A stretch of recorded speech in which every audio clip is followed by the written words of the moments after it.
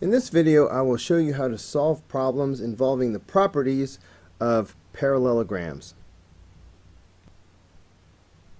First, we have to talk about the properties of parallelograms, starting with the definition. The opposite sides of a parallelogram are parallel. Okay, this is the definition.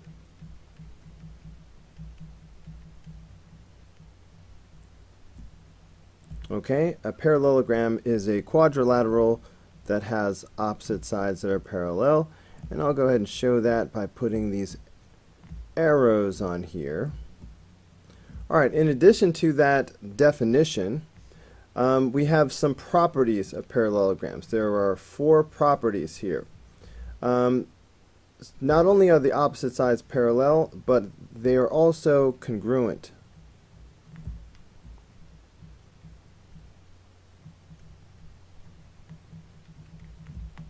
Okay, and of course the symbol for congruent is like this equal sign with a tilde on it. Opposite sides are congruent. I will show that these opposite sides are supposed to be congruent by marking them in a similar way. So those are equal length. Alright, opposite angles are congruent.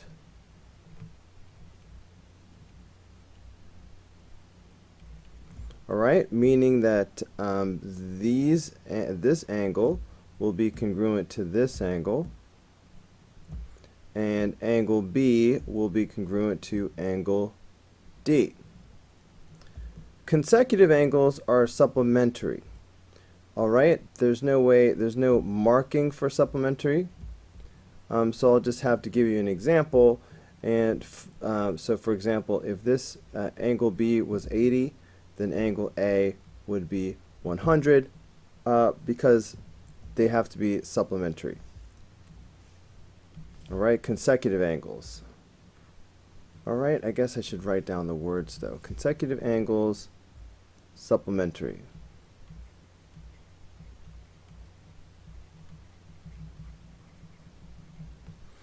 Alright, there's one more property. The diagonals bisect each other.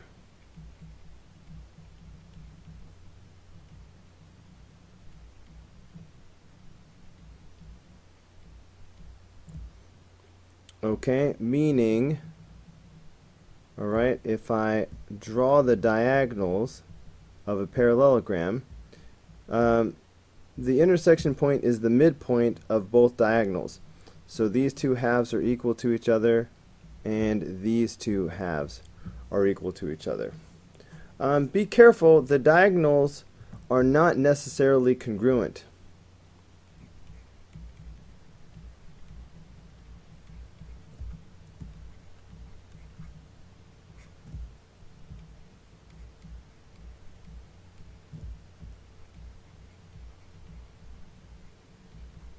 Okay, so the parallelogram that is sketched here, these diagonals would not be congruent. Okay, the red diagonal I just drew and the green diagonal I just drew would not be equal. The green diagonal is longer than the red diagonal.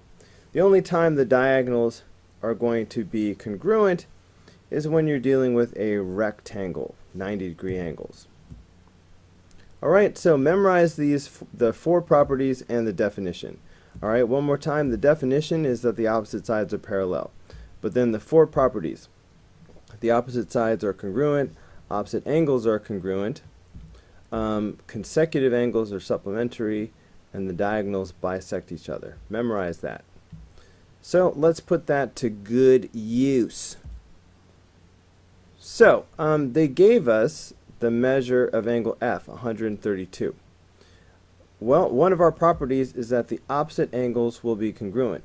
So that means angle H is also 132 degrees.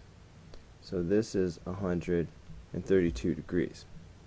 Okay, so 132 degrees.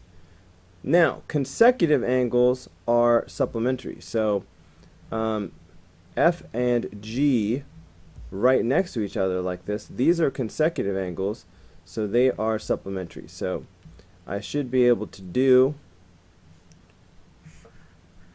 on, let me slide my calculator over out of the way a little bit. I should be able to do 180 minus 132.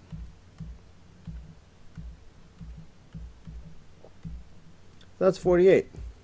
So that tells me that the measure of angle G is 48 degrees.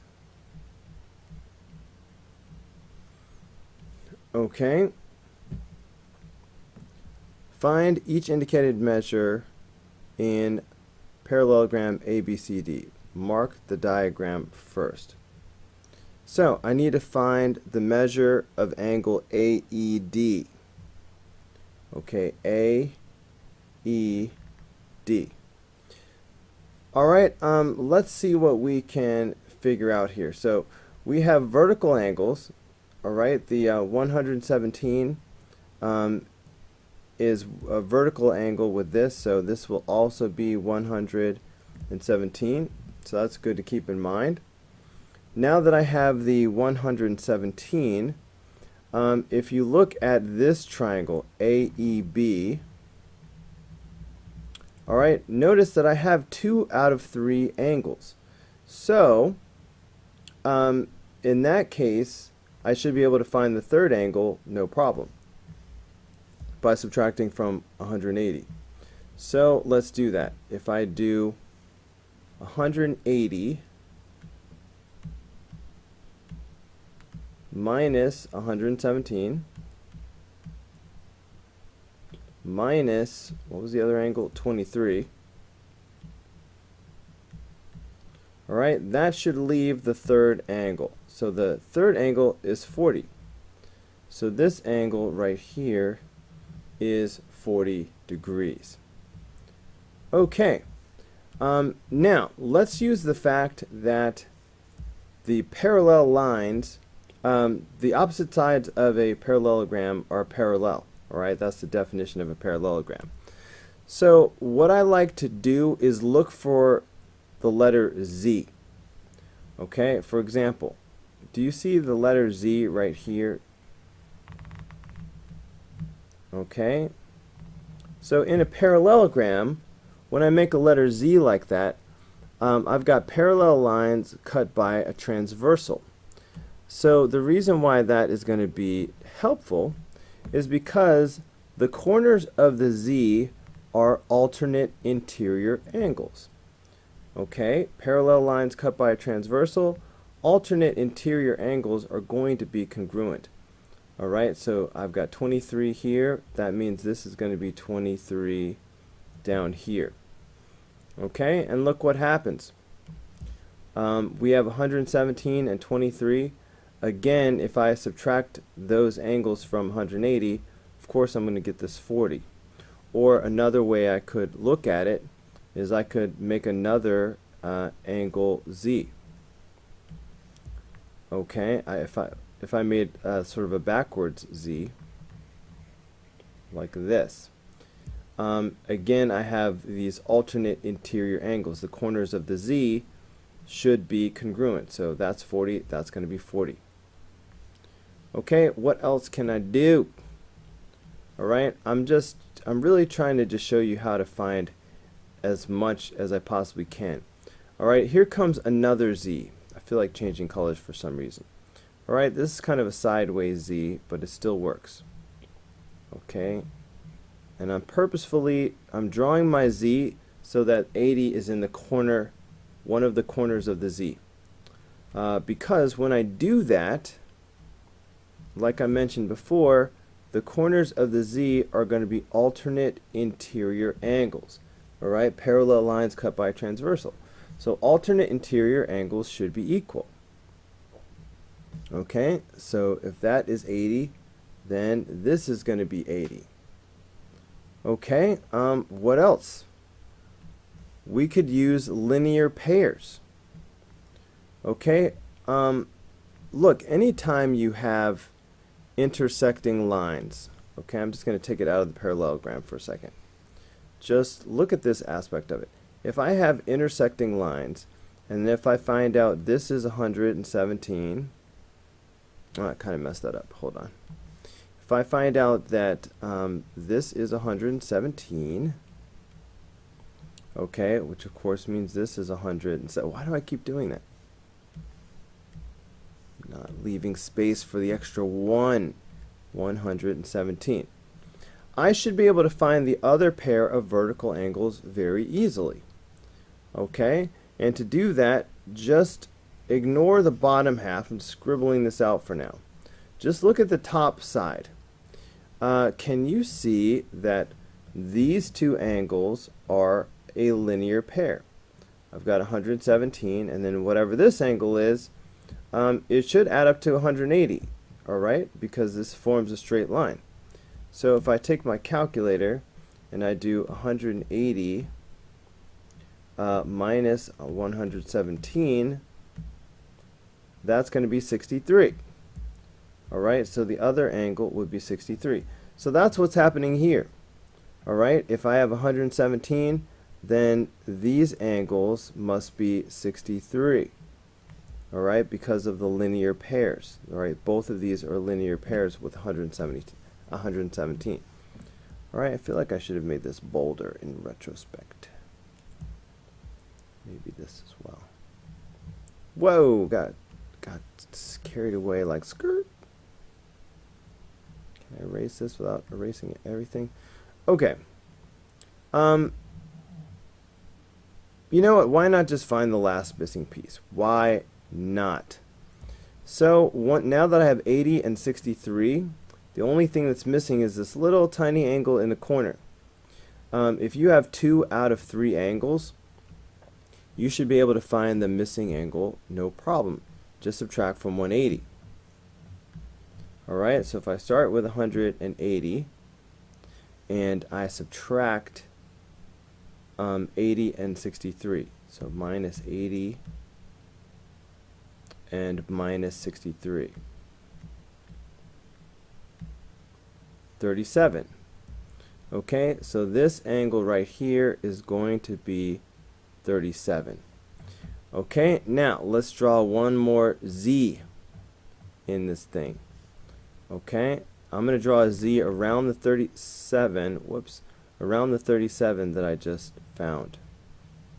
Okay, if I draw my Z right there, I'm hoping you can see that I've got alternate interior angles here and here. Alternate interior angles. So if this is 37, then this will also be 37. Alright, now I have found every possible angle in this parallelogram. Okay, so when I'm given just a few angles, I can find all of the angles if I take my time. So now I should be able to answer any question that they may ask me.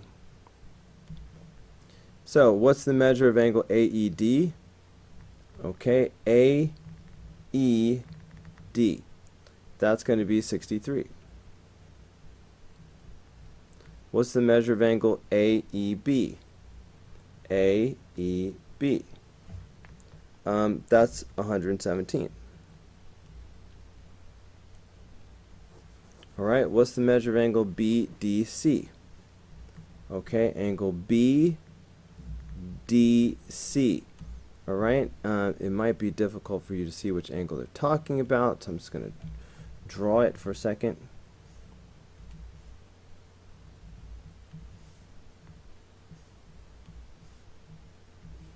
Whoa, why is that such a giant white line? Let's do better.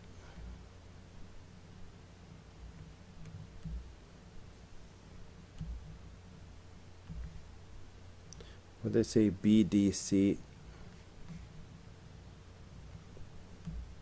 Okay, there's angle BDC. As you can see, that angle is 23 degrees.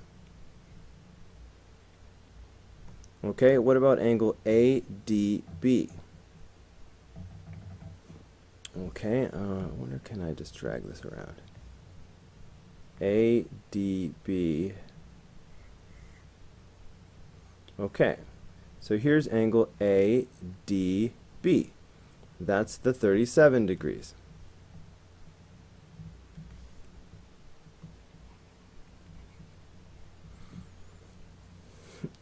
Okay.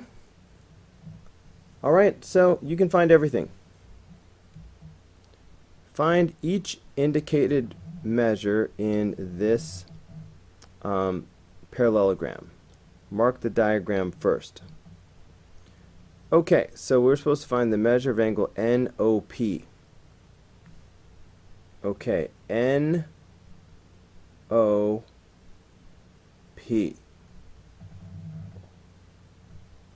Okay, so check this out, people. So you see this angle right here, okay, and then angle NOP is this angle right here. Alright, these are the two angles.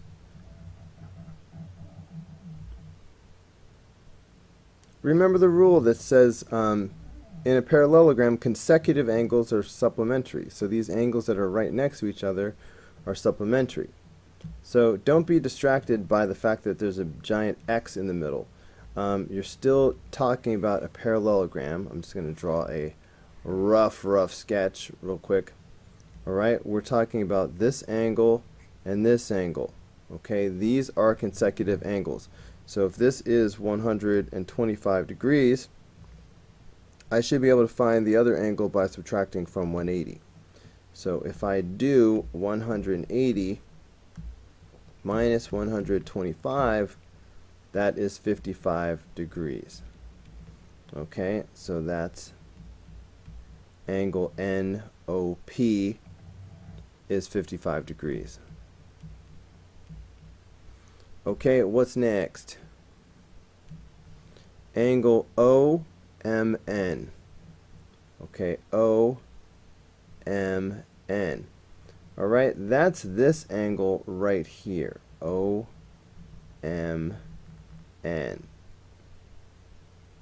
Okay, that's the angle that I'm trying to find right now.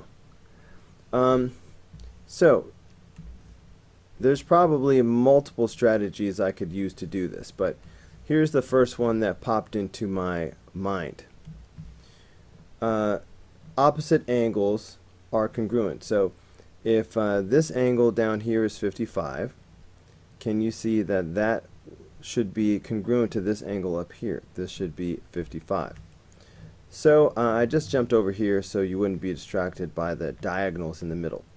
But if this angle is 55, then this angle up here should also be 55. Alright, those are opposite angles.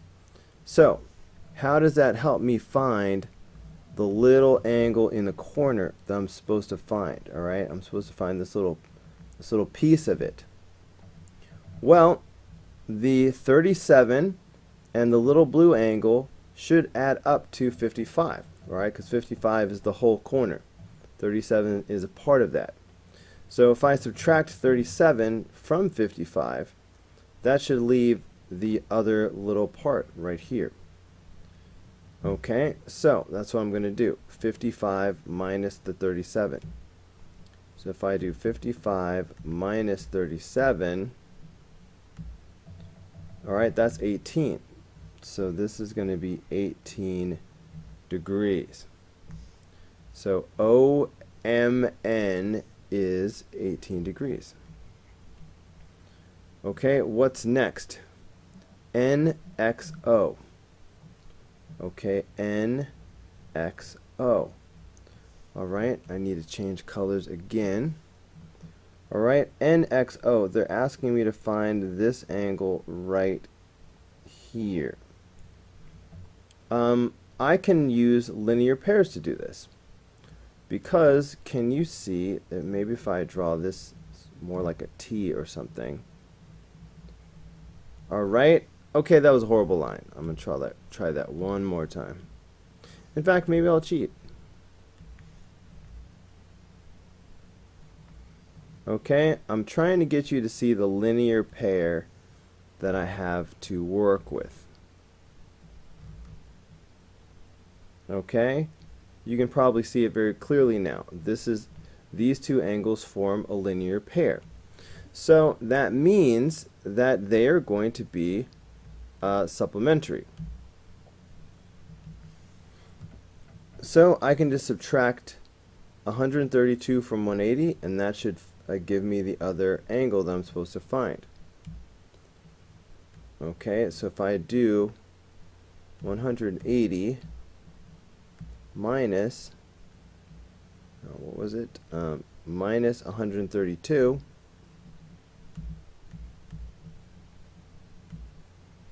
that turns out to be 48.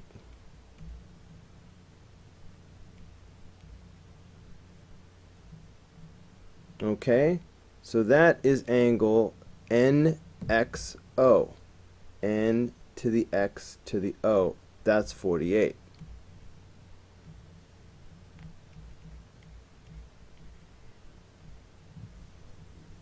Okay. Now, I'm supposed to find length MO, the length of segment MO. MO is the long diagonal here. But I see 1/2 of that diagonal is 5. So the diagonals bisect each other, so this piece over, if this is 5, then this should also be 5 over there. Okay, so that means that MO is a total of 10.